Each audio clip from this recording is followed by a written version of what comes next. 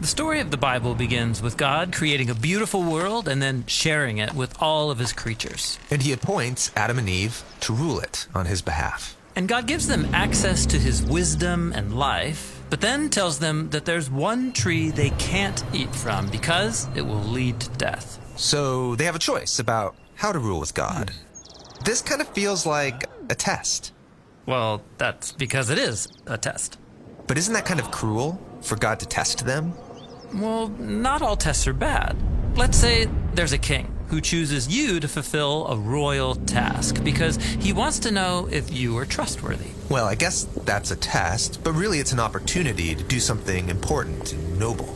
Right, but then let's say there's a rebel who hates the king and you.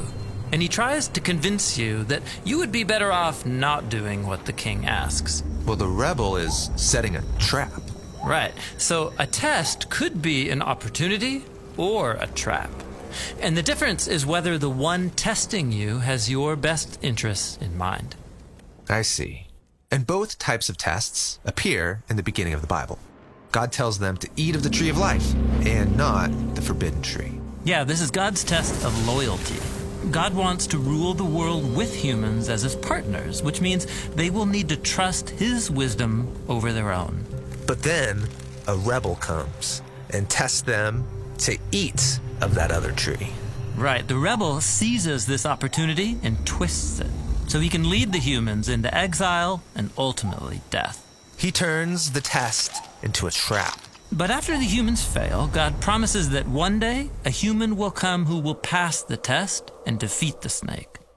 And as the story moves on, God gives a couple named Abraham and Sarah an opportunity to trust him by leaving their family behind, to go to a new land where God will use them to restore his blessing to all people. So this is a test. And at first, things go well. But Abraham quickly fails. He lies to protect himself, and then he and Sarah scheme to get a son their own way by abusing one of their servants. Definitely not passing the test. But God doesn't give up on Abraham. He gives him one final opportunity, a test to prove his loyalty.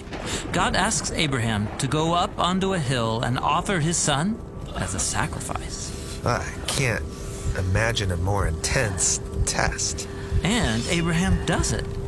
But in the last moment, God stops him and provides a substitute animal in the place of his son. God then says he will fulfill his promise through Abraham's family because he passed this test. So Abraham passed this test, but he hasn't proven to be a fully trustworthy partner. We're still waiting for someone who can pass the ultimate test. Yeah, and as the family of Abraham grows and becomes a nation, God continues to test them. Like when the Israelites wander in the wilderness for 40 years. They have lots of opportunities to trust in God, to provide water or daily bread. But they instead blame God and even say that he trapped them in the desert to kill them. And so the rest of Israel's story in the Hebrew Scriptures is pretty much the same. The Israelites don't trust in God and his promise. They're not loyal, and eventually the whole nation fails. So humans have an amazing opportunity to partner with God, but no one is really qualified. And so all of this brings us forward to Jesus. There's a story where Jesus goes into the wilderness for 40 days and 40 nights without food or water. Ah, yes, the wilderness. And there, he meets a sinister creature who tries to trap him. But Jesus trusts in God's wisdom. And he passes the test. Then later there's a story about Jesus going to pray with some friends, and God commissions him to go up to Jerusalem and to give up his life. And so he goes. And on the night of his arrest, Jesus took his friends and went to a garden. And he told them to pray because tonight, he said, is the great test. And he prayed to God, please let this test pass from me, but not my desire, rather may your desire be done. In this garden, Jesus shows us what passing the test looks like. He trusted in God's wisdom, he loved others more than himself, and he confronted evil with good. Even though it cost him his life. Right. Jesus offered his own life as a sacrifice to cover for all of the failed tests of his people Israel and of all humanity. Jesus passed the ultimate test on behalf of us all. This is amazing. But that doesn't mean everything is gonna be great in our lives. I mean, let's be honest, we're gonna face our own tests every day.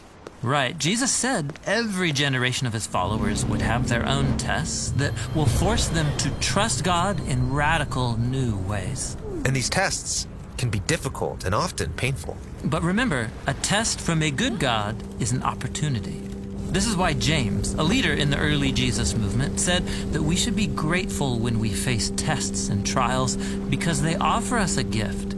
It's an opportunity to surrender to God's wisdom and to become more like Jesus, the one who loved us and who passed the test on our behalf.